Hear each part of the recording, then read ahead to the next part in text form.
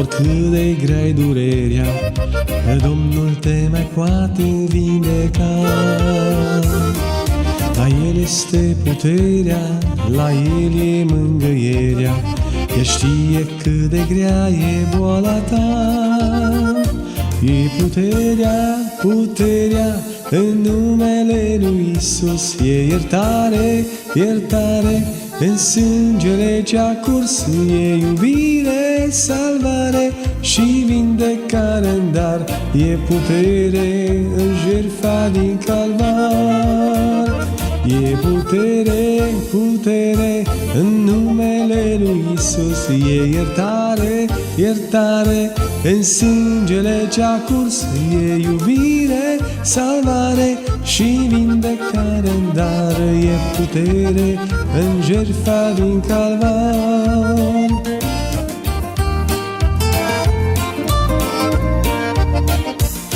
Iisus la scălătoare a vindecat dologul, când nimeni nu-i venea în ajutor.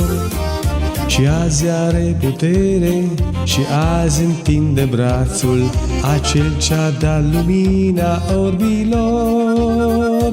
E putere, putere, în numele lui Isus. E iertare, iertare, în sângele ce-a curs. E iubire, salvare și vindecare în dar. E putere în jertfa din Calvar.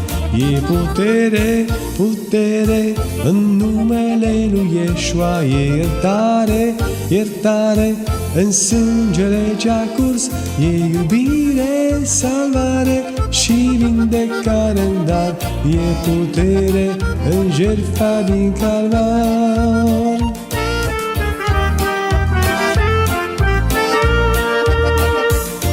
A vindecat leproșii, chiar și demonizații. El a dus salvarea tuturor.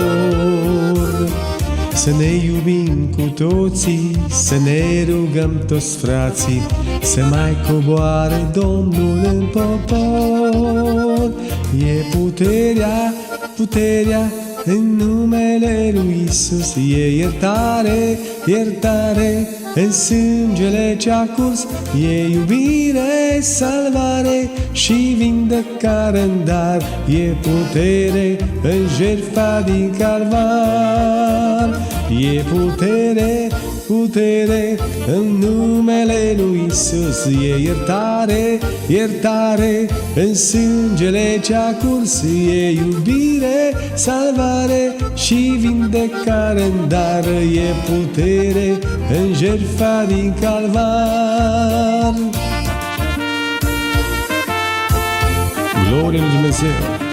Doar în El este iertare, în El este putere și viață veșnică. Dumnezeu să te binecuvânteze cu viață veșnică. Vino la El, atât mai este har.